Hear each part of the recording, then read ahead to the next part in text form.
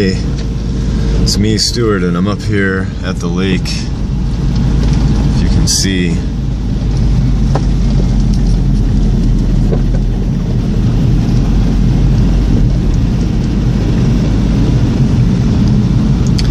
It's a beautiful area that I live in.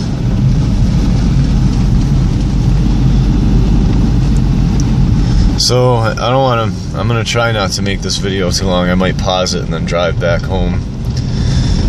But my point, a couple things I want to do. I first want to congratulate men on how far that we've come in this MGTOW movement. I'm going to try to park way out of the way where I can talk to myself, not look crazy.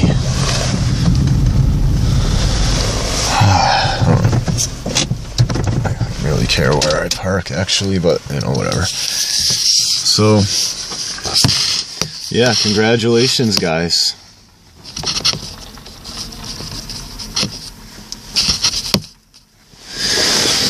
Congratulations guys, we've come very far. I know for a fact because you know, I've been kind of I've been doing this since like the 1990s, specifically talking about feminism, and so congratulations, man, because let me tell you, I felt really alone. I didn't have access to the internet till about 2001, and it was when I went to college, which was also another time that I was falsely accused on a college campus. And so yeah, and I mean, now it's just incredible. I mean, there's videos on pretty much everything, and I mean, it's just incredible, absolutely incredible. And I really like the lexicon that, and you know, that men have now, so that they can communicate better what's going on and what you know, what we're facing. You know, I feel bad for younger men because it's just getting worse. I mean, you know, you can't even go to college now, practically, if you're a man. And I know, I've been through that. That's another thing that really woke me up to this, was going to college and watching the way, you know, having a liberal just yell at me and just, you know, degrade me right in class for a simple opinion. You know, Stuart, do you think this is art? Not really. It didn't take a lot of talent to put junk up and call it art.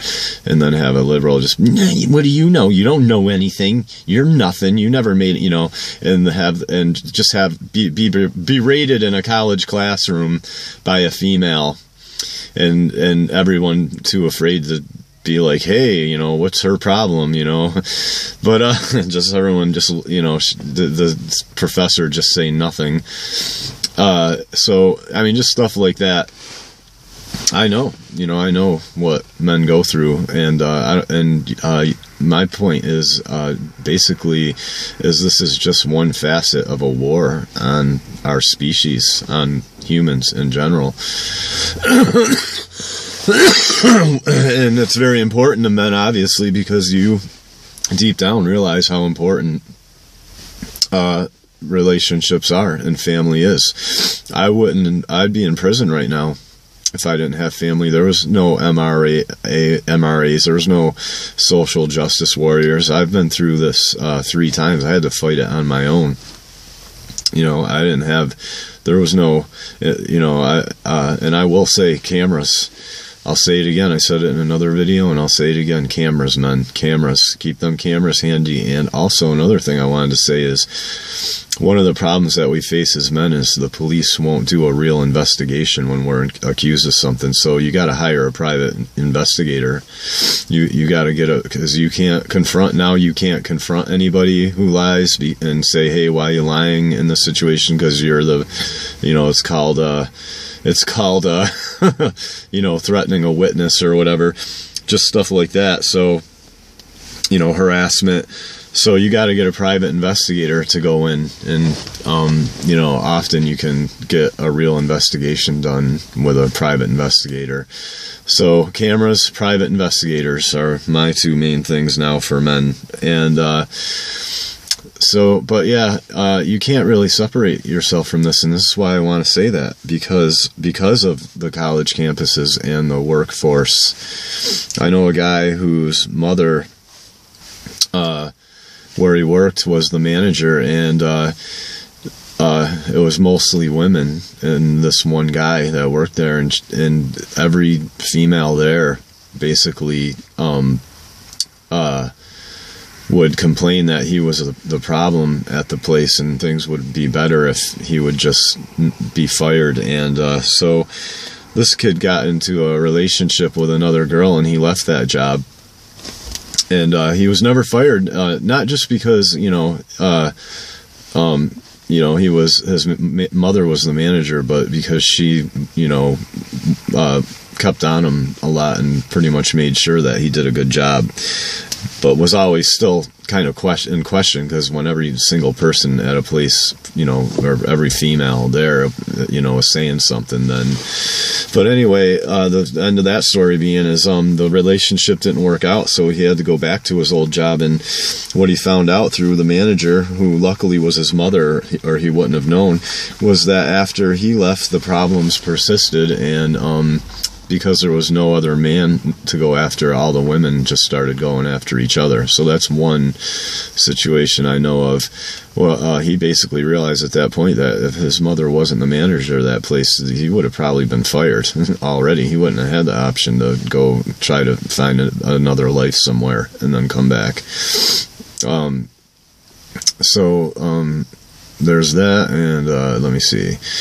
Another girl I know who actually didn't really used to believe me about this stuff, her last job that she had before the one she has now, because she saw a lot of bad stuff going on there with women, said that like at least 2 guys got fired for practically nothing, because the women who just seemed to have it out for them just would make up stuff about them and get them fired.